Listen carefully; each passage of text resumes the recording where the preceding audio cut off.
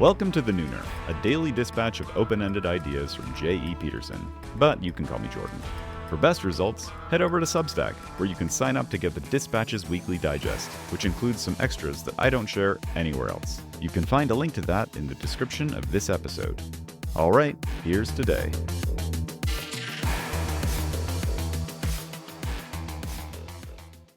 You can't autocomplete art.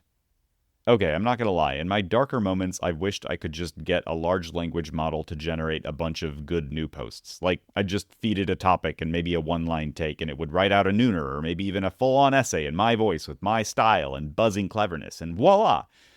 But what I do is art, and what AI does, still, is basically autocomplete, and you can't autocomplete art. Back when ChatGPT was still amazing everyone, we're pretty much over it by now, a friend asked me if I thought Substack would eventually get clogged with a bunch of people spamming newsletters written by LLMs.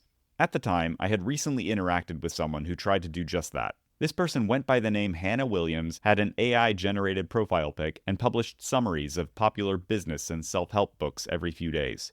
The only reason I became aware of this person was that he, she, it had liked and commented on a bunch of my recent comments on other people's posts. I didn't think it was possible to follow a specific person's activity that way, so I reached out to ask if they had discovered some hack I wasn't aware of. I was very nice about it, and Hannah actually responded in a very human, semi-embarrassed way that, at the time, convinced me that there was a real person behind his, her, its account.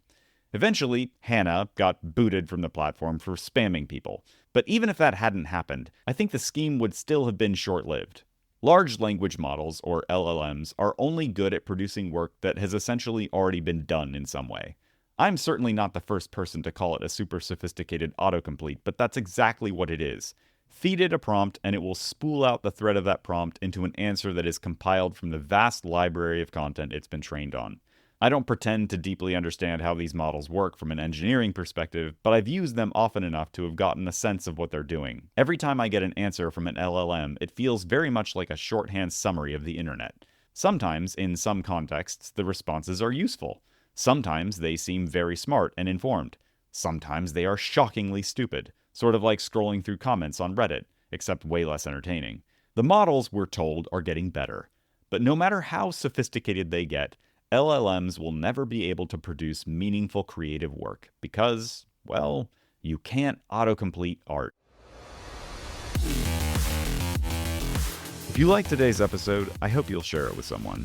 No, I'm not asking you to spam your socials. I mean, obviously you can if you want to, but everyone knows a thoughtful, well-timed message can make all the difference in someone's day. So if the spirit moves, send a text.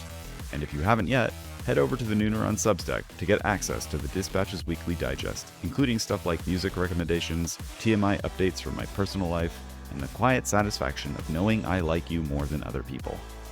Okay, that's it for today. See you at noon tomorrow.